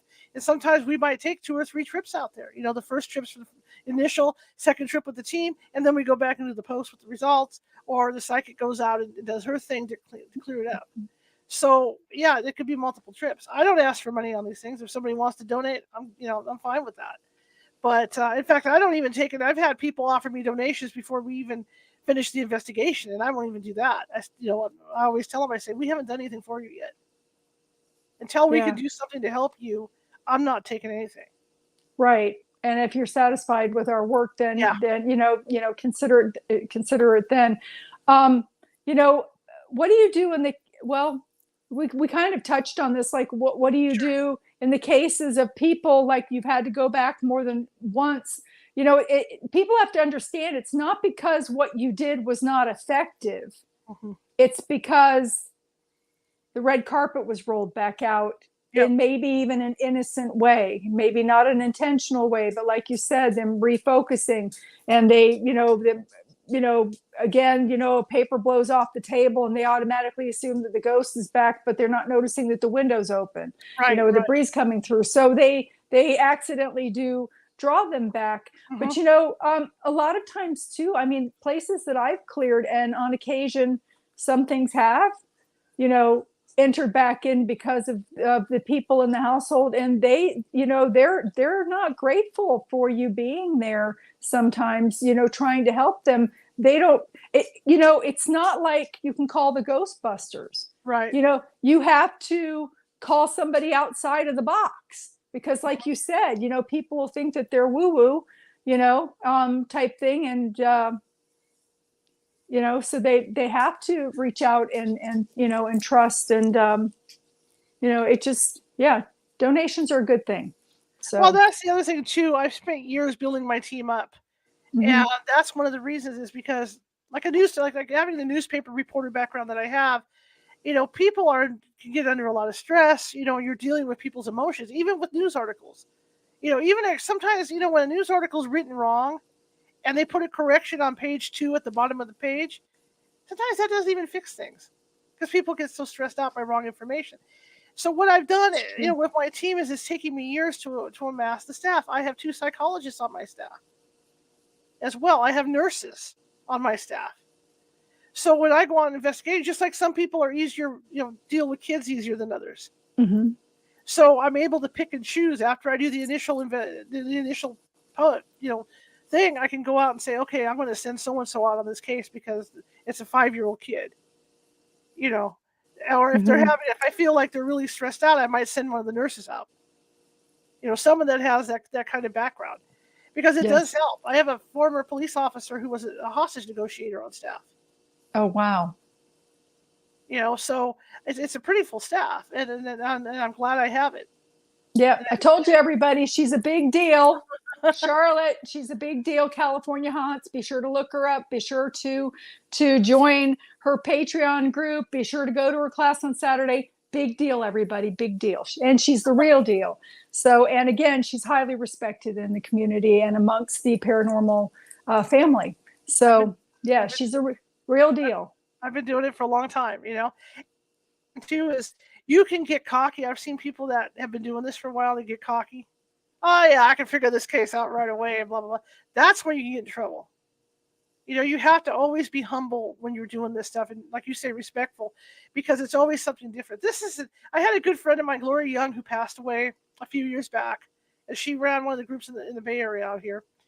And she came to a lecture. How I met her really was, she was at my library doing a lecture when I was first starting my team. And that's what I did when I started my team. I went to different events by other teams, so I could see what the game was with other teams and the equipment and stuff. And she had been around for a long time. She'd done TV shows and stuff. And the thing that hit me with her is, she says, if anybody comes out here and says they're an expert, run. Yeah, that's right. Nobody is an expert in this field. It's an exact science. There's no experts. None. And that really stuck with me over the years. And so that is so true. Yeah, I applied that to this day. That is so true. And, some of the things, too, that we were talking about the newer equipment, yes. There really hasn't been a lot of scientific-based study into the supernatural and paranormal, and even hallucinations, for that matter. In some cases, there are real hallucinations, and sometimes it's people that are seeing through the dimensions and or that are gifted. Like when we walk into a place at a bar and we can see spirits, we're not schizophrenic, we are gifted, and they're God-given gifts. They are not something from the devil. God gave everyone these gifts, and either you've had them nurtured or not. And talking to you even about the 5-year-old thing, it is so important for parents to empower their children when they're in a haunted type setting. Yes. If your child comes to you more than once and describes the same thing, and it's something that seems to be disturbing them, the main thing to ask them is, number one, is it scaring you? And number two, is it telling you to do something that you're not supposed to? And if the answer is yes to either or both of those, then there's a problem. And most parents try to settle the child and say, oh, it's your Aunt Lulu or your guardian angel coming to visit you. If it was their Aunt Lulu or their guardian angel, it wouldn't be standing at the foot of their bed, shaking their bed, scaring the bejesus out of them, pulling off their covers. Yep. So parents have to understand that just because, and children being younger, their filters have not formed fully as they face on the other side, and when they're getting closer to death. But the thing is just because you don't see it doesn't mean it's there. Listen to your kids and pay attention to your animal's behavior. The other thing to remember with children too, children are born with their abilities on, the radar's on. So they're more apt to see stuff in the house that you're not going to see. The thing is, as you get older, because you get so involved with your life and doing other stuff, you kind of put it in the back of your mind, those abilities. But they're there. But with kids especially, I have done gone to so many houses where the child is psychic. Yes, absolutely. And too, a lot of times traditional religion has parts to play in it where they're telling them, no, there's nothing there. Right. I remember going through a jaunt at 10 years old and being brought in front of the elders of this church and being told that there was something wrong with me because I was seeing things. And it scared me so bad that even though I was still kind of seeing things, I would run out of the room just as fast as anybody else, thinking that it was a demon or a ghost, even if it was my grandmother's spirit, something warm and loving. So listen to your kids and empower them. Give them a hymn or some kind of spiritual song to hum, or just simply tell them to sit up and point their finger and say, get out of my room. You are not invited here. A lot of the spirits, they have to have that invited word in there. And if they're not invited, you tell them that they're not invited and that they need to leave right now. Absolutely. Hands down. I was just thinking when you said it about your religion, I did a case a few blocks from my house, and the woman was Jehovah's Witness. Oh, that's what it was. Yes, me. At 10 years old, my mother went from Presbyterian to Jehovah's Witness, and that's exactly what it was. But go ahead. I want to hear this. And she had activity in her house, and she knew it. And when we went out to the investigation, in fact, I went out with the other team, and then I went out with my own team a second time a few years back. She, because of her religion, would not believe. She says, I see the stuff happening. I hear it happening. I hear what you're telling me, but I can't wrap my head around it because of my religion. And yes. That's where you have to go, okay, well, we've presented you with what we have. This is all we can do for you. It's up to you to decide what you want to do. Do you want us to come out and cleanse the house, or what would you like us to do? We never heard from her again, so I don't know what they did. But it's hard when you run into stuff like that. It is. It surely is. And, in that particular religion, they don't believe that there's any kind of afterlife. They believe that when you die, you just die, and then you're going to be recollected in when Armageddon comes and the 144,000, get to be rebirthed, which is why when they come to my door wanting to sell watchtowers, I ask them, I say, well, if you recruit me and there's only 144,000 that's going to be resurrected in your new order, recruiting me, isn't that lessening your odds? I always tell them flat out, I said, you realize I'm a ghost hunter, and the eyes get like saucers. Yes, yeah, they do. And I'm not trying to make fun of them. I mean, there's a purpose for them on this earth too, and whatever whatever point they're supposed to be getting.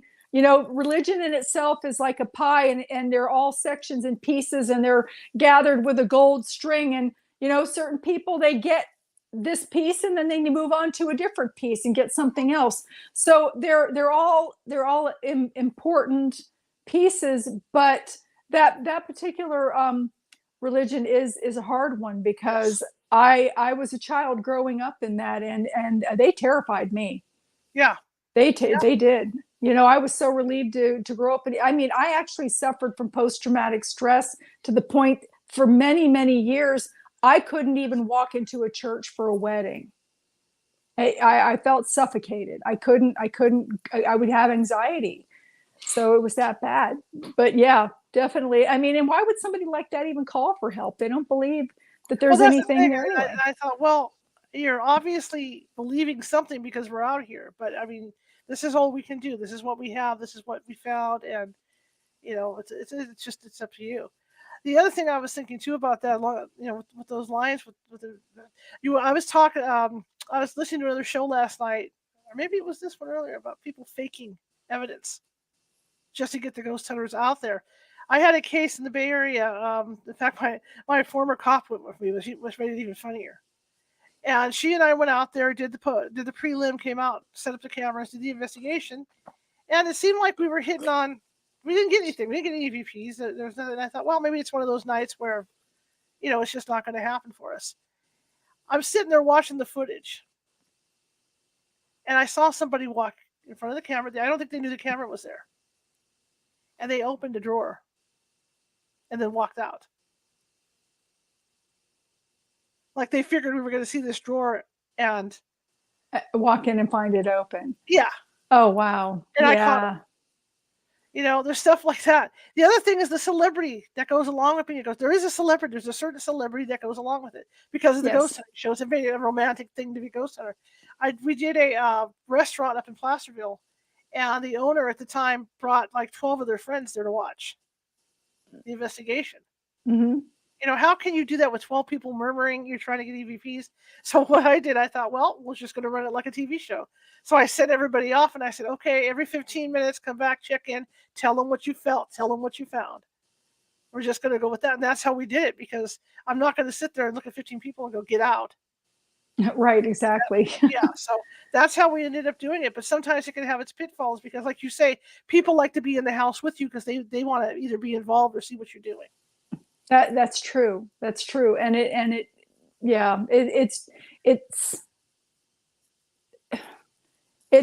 makes it harder. It really does for us, because we are the ones that are constantly under attack. And I mean, they're waiting for us when we get there.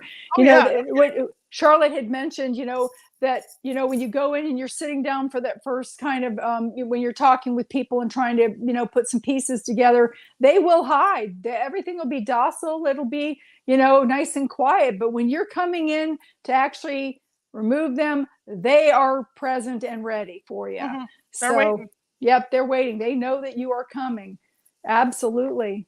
So, and I've seen that proof again and again. You'll walk in, there'll be flies all over the windows, or they leave a calling card that's very, very obvious.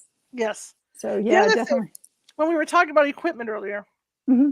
I was just thinking about some of the equipment that's out there. Like I said, I like the SB11, and I love that Connects thing. But guys, there's something you got to remember for ghost hunting. All the tools we use, except for maybe the specialized ones that what's his name makes, that guy from TV makes, they've all been used in practical stuff. You'd be surprised what they're used for. The blue thermometers that we started out using were used with air conditioning technicians. Wow. And then when I started my group, I started mine on a budget. Mm-hmm. So I went on eBay, looking at thermometers, and I found a cooking thermometer. The blue one for the air conditioning thing was $70. And I thought, I can't afford, 3 or 4 of those. I'm going to go bankrupt. So I started perusing and everything, because you want one with a probe on the end and all that. Mm-hmm. I found a cooking thermometer for $5.95 that was only like 3 degrees off from what the air conditioning thermometer was measuring. Oh, wow. And that's what I bought. I bought a whole bunch of these $5.95 thermometers. And just like all the EMF readers, those are used by electricians and stuff. It's all practical stuff. So everything you're using out in the field is all practical. Yes, and infrared too. Yeah, and infrared too. And like I said, unless it's built by Bill, what's his name? That guy, I can't remember his last name. But unless it's built by that guy, mm-hmm. which is built specifically for this, what you're buying is just stuff you would use normally. Stud finders or whatever, for paranormal investigating. So that's very true. I and with that, I'd like to mention there's some friends of mine. Their last name is Horn, and her husband has actually created some very, very useful equipment that he's making on his own. And forgive me, they do have a title for their business. Right. I don't have it right now, but I am going to get it for the next shows, or you can reach out to me and I'll get that information for you so that you can contact them and purchase, through them some customized things as well that are really, really great. So yeah, definitely. I've used some crazy stuff. I have this, and I don't know if you can get them anymore. They used to make these things called butterfly and firefly in a jar. And what they are is they're a butterfly that hangs off a wire. Oh, okay. And you put the batteries in the top of the jar, and the way to trigger them is you tap the top of the jar, and it triggers the butterfly. So I used to get the firefly ones because they glowed in the dark. How Well, the cool ghosts is love that? them. The ghosts love these things. I have a recording from this residential that we did where I'm tapping on the jar and you can hear the ghost go, "What is that?" And then you hear him say, "That's really cool." Hmm. In the meantime, you can ask yes and no questions with this so they can tap the top. There you go. It's really cool to watch. So there's stuff like that where you can get normal stuff in your house and use it for ghosts. You don't have to pay a lot of money out to go ghost hunting. I want one. We the only reason why I have things that light up is because when we were filming, that's what you want, the infrared, so you can see the lights come like the K2 meter, things like that. But otherwise, I mean, everything else I have, I mean, it's just normal stuff. But yeah, you have to look it up on eBay for firefly in a jar. That's what you got to look at. Firefly. That is so cool. I want one. Yeah, Also, cool. you were talking about that you're getting ready to start doing some series or documentaries again. Yes. Would you like to talk a little bit about what's coming up in the future? Yeah. After my mother passed, because I'm a photographer and videographer, I also took sound recording, studio engineering. So that's why I have my show set up. She's a big deal. Because I built my own little mini recording booth in my other back room. This is where I'm sitting right now. I built it out of a closet, but I also put a video photography studio in the other back bedroom. So what we're going to start doing, because we haven't been out in a while, I took a break, and I had a lot of deaths in my family for a while there. So I've been down about maybe a year and a half from investigating. I did one, I think about a year ago, but we're getting back out. But for this documentary, what we're going to do is I'm going to be filming each one of my investigators for like a 5-10 minute interview, because I want everybody to get to know them and get to know their backgrounds and get to know why they do this and stuff. So that's one of the projects I'm going to be working on. And then we're going to start going to as many hotels as we can. And we'll probably, I don't know if it's going to be an hour documentary or if I'm deciding to maybe do it in a show format and do like 5 or 6 videos, just as a California Haunt show again at these old hotels. But we're going to start doing that. And that's going to start probably in August, as we get towards the end of tourist season at these hotels. Because it's hard. You get tourist season and they don't want to give up their bookings either. So it's only fair. That's true. So I'm going to start doing that. And so I'll have our shows dedicated to each hotel of us investigating in there and seeing what's in there. And I know the Murphy's Hotel up here, they just did a bunch of renovations. So that ought to be interesting. Yes, because renovations kind of wake them up a little bit, too. So, that's really great. Wow, how exciting that is all coming up. And you said you're going to be starting to do that in August, and you're going to do a series of how many shows? Probably 5 or 6 hotels. Yeah, so it'll be like a monthly show. Oh, great. So it'll be a show once a month, or like, okay. Wow. Because it takes a long time. It takes a long time to edit, to get that stuff down. Plus, again, like I was saying with the cameras, blurring up like they do. Mm-hmm. That's the issue with that too, is that you have to shoot double and triple the footage because the cameras, are doing that. I mean, it's nice they're blurring up because the ghosts are there. Thank you very much, but it screws up the rest of the footage. So you have to take all that extra time to shoot all that extra stuff. So we're going to be doing that.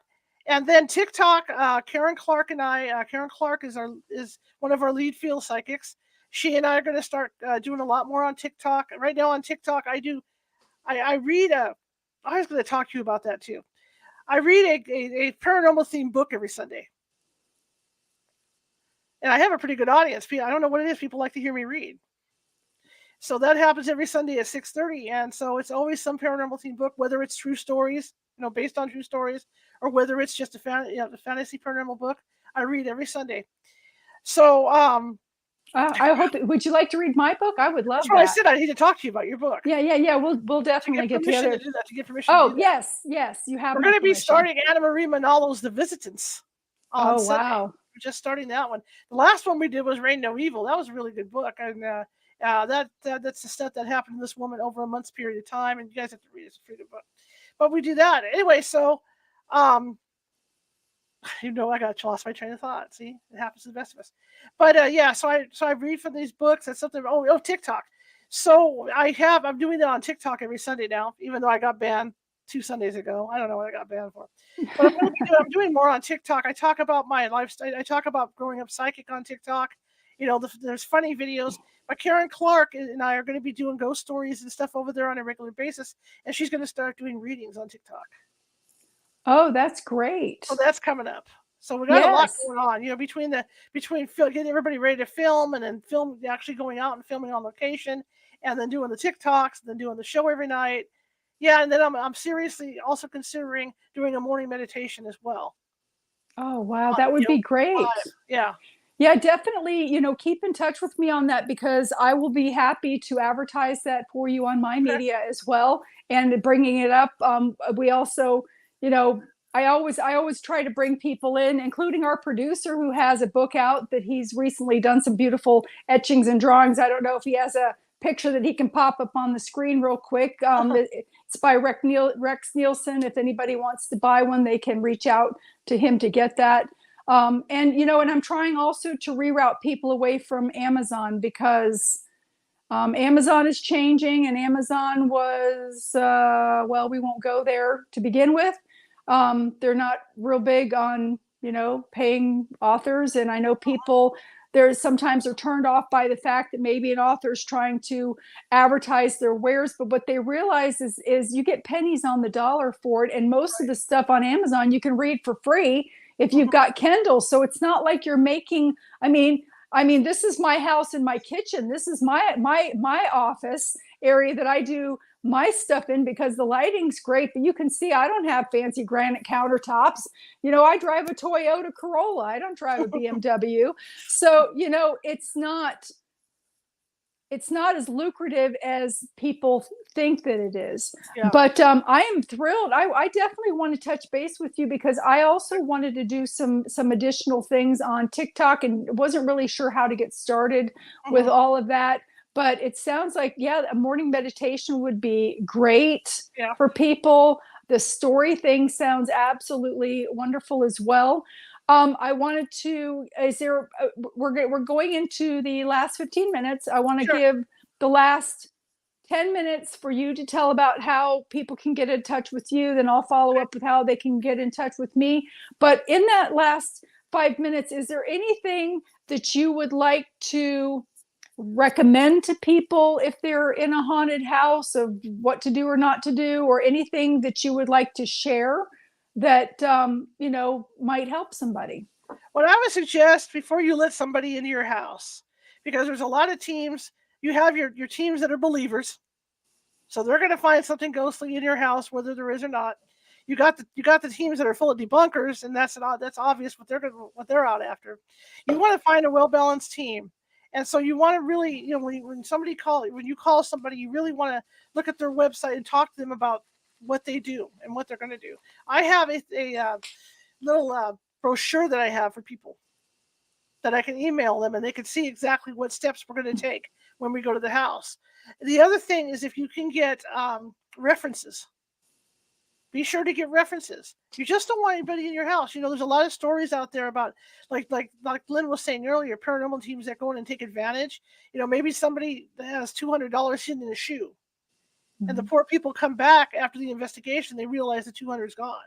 You don't know who you're letting in your house, so you have to be really careful about letting people in your house. And that's one of the cautions I give, because I've heard horror stories about that. Absolutely. Really look for the experience. How many investigations has this team done? How long have they been around? Because a lot of people go out and they don't realize how much work goes into investigating. And so a lot of teams will start, but then they won't finish your investigations, or right away they disappear because they realize how much work it is and the tremendous responsibility of going out. So you have to check everything. And if you're a new investigator who wants to get into it, look for a team like mine. I'm forever teaching ghost hunting 101 classes. Not everybody has to do it like my team does. I'm not saying I'm anal, but there's a certain stuff that we do that I like it done a certain way. But learn from a team that's been around for a while. Yep, well seasoned. Yeah, I remember doing a restaurant up in the Placerville area, and we went up there to do it for a newspaper article as well. And I remember the owner saying, "My God, you guys are so different. The last thing that came out didn't even have batteries for their video cameras. They had to go to the store and get them." They were that new to just paranormal junkies going out. And I call them paranormal junkies. But that's what you want to avoid, because this is your house. This is your your kids. This is you. Just like the other thing I want to talk mention real quick too, poltergeist activity. We'll go back to that. Kids that are going through puberty will cause that. And always when I'm going into a house, if I know they have kids, I always get the age of the kids because I want to find out. What's interesting is there's 2 videos that I keep in stock so I can show people. One is the Waltons. Some of you guys will remember the Waltons. I do. She and I remember the Waltons. But there's a particular episode called The Changeling. And it's about Elizabeth turning 12. And weird things are happening at the Walton house. And the one that figures it out is Corey Beth Godsey. And it's all about Elizabeth going through puberty. Now, there's also a Bionic Woman episode about the same thing. And if people ask me, about that, like, what do you mean my son's going through this or whatever? And I say, I have a video to show you. Watch this. This will tell you, what's going on.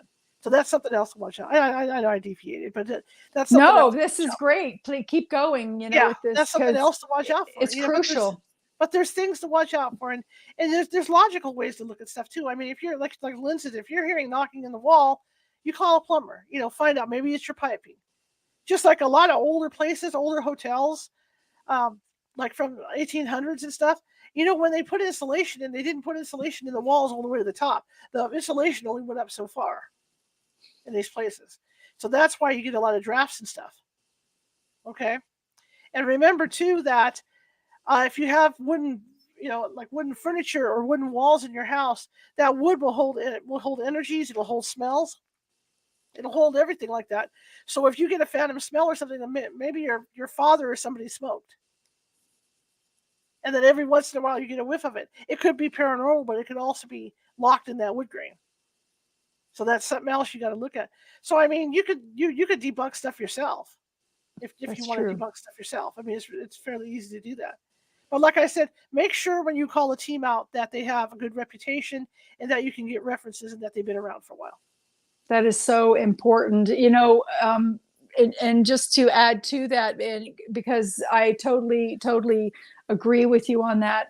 When you are in a situation, especially if you're a single mother with children and you are in a situation like that, you're desperate to have your house, to regain your house and with your kids. And if somebody comes and says, oh, well, I'll take them out for $1,000, you start pulling money out of the ATM in your butt if you have to, not to be gross, but you find the way to pay it because you want to have that peace of mind and have your home be your haven. And then all of a sudden they come and they do a little bit of holy water, if it is even holy water, and a little bit of sage, and they leave.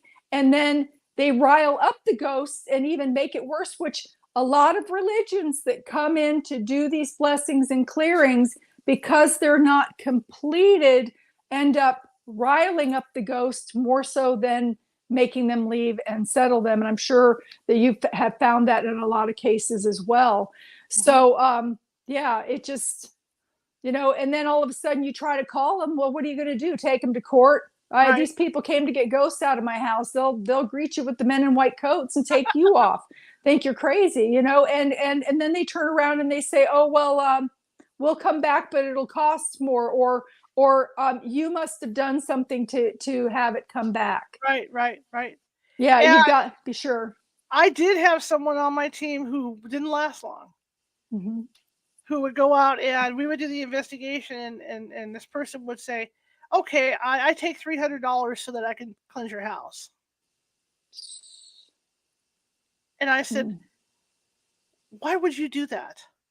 I didn't see that, I just thought it was terrible because I thought, what if somebody can't afford to have their house cleansed and then they're stuck with this thing? You can't do that. Yes. So that situation did not last long. Right. And most of the time they are in this situation that they can't afford it, because part of having that negativity and those spirits around, they want to, first of all, alienate you so that they break up marriages and relationships, to alienate you. They want you to stay depressed. They want you to continue to have money problems. So they keep you so that you can't defend yourself and get somebody to do that. And that's why it's so important, like Charlotte said, and Charlotte's the real deal, everybody. She's a big deal. So she's definitely the Ghostbuster to call. if you're in California and you go that way, how far do you go to, and how far do you go into other states or anything like Actually, that? we do. We have people up and down the state in almost every county. We also have a branch in Oregon. We have a branch in Washington. We have a branch in Hawaii. And I have a branch in Nevada. Wow, that's great. And I didn't even know that. So that's great to Yeah. know, because I'll definitely reach out to you. I get people that contact me in Yeah. those areas sometimes. And I'm like, well, who do I know? I Yeah. know people in Canada, but I don't know, so I will definitely refer it to you. We are coming into the last 7 minutes, and I wanted to give you an opportunity. Everybody get your pens and paper out to write these things down. To tell them how to get in touch with you. Okay. Again, what you have coming up on the Sunday stories and the Saturday, the morning medit, all of it, so that they Okay. can reach out to you. Sometimes I forget you. I do at the beginning of my show where I spout them all off, and then by the time the guest gets on, I'm like, yeah, you can find me on Facebook under my name, Charlotte Cosa. There's a Charlotte Sanchez Cosa page for my writing, but there's also California Haunts pages. So if you type in California Haunts Paranormal, we'll pop right up. You can find us, of course, at Meetup, which is where I do all my classes through. Meetup.com. So that's California Haunts Paranormal Investigation Team over there. Again, Facebook is California Haunts, or under my name. Instagram is under Ghosty Gal. It's all lowercase. You can find me over there. You can find me at TikTok under California Haunts. I believe Twitter is either Cal Haunts or California Haunts, and then I know Twitch is Cal Haunts. And like Lynn says, I got a lot coming up. In fact, I even have a book that I'm in the process of writing, but I'm not. I'm just in the first couple chapters. But we are going to be again. The Patreon. Thank you. Yes, Patreon. Yes, if you want to join the Patreon, because we're looking for. So far, I got 3 members over there, so we're trying to build the Patreon up. Like I said, the perks are that you will get to see pre-recorded stuff 2 weeks ahead of time of everybody else. We'll do these special interviews. I'm going to talk to Lynn in a little while to see if I get her on over there, and do some special interviews with some of the more popular guests that we have. We're also going to do giveaways, and that's one thing. When we get enough members, when we hit 20 or 50 members, I'm going to give away California Haunts merchandise, and I might give away paranormal investigation equipment like K2 meters and things like that as part of incentive for the people that sign up over there. So that's a little bit more incentive, and that's at patreon.com/California Haunts Radio. We have a YouTube page, and it is youtube.com/@California Haunts Radio. So you can find us over YouTube. And then let's see. Well, yeah, that's it. I think I got it covered now.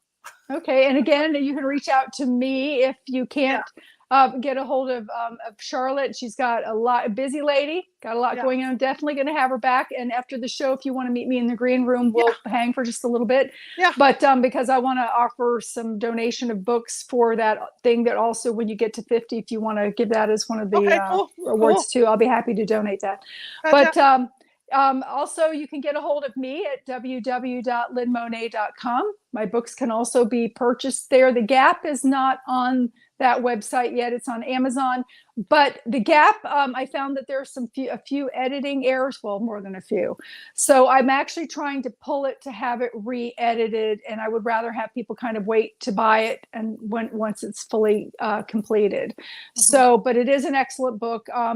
And also, I can be reached to schedule consultations with me at Omnipresent, OMNIPRESENT.book @gmail.com.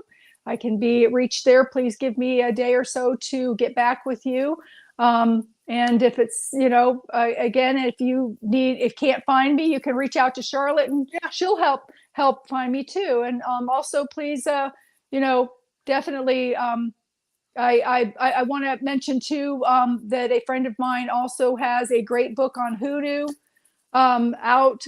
Her name is Miss Aida. So please look for her book if you're having issues also with cleansing and keeping your aura clean and things like that. She's got a couple of books out, but definitely it's an excellent book.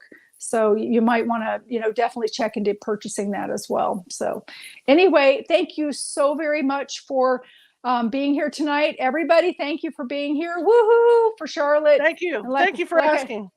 Yeah, like that. She is all that. Okay. So she's very humble, very sweet, very kind. But I'm going to tell you, she really is the real deal. She is all that. Obviously, you know, she has a lot going on because people respect her and want to hear what she has to say. So, with that being said, we're going to go ahead and close. Have a good night, everybody. Tuesday night, 8 o'clock next week. My guest is going to be Brandon Cooper. He's shaman Brandon Cooper, and we should have another great show Tuesday night. So we'll see you then. Thanks, Night, everybody. everybody. Bye bye.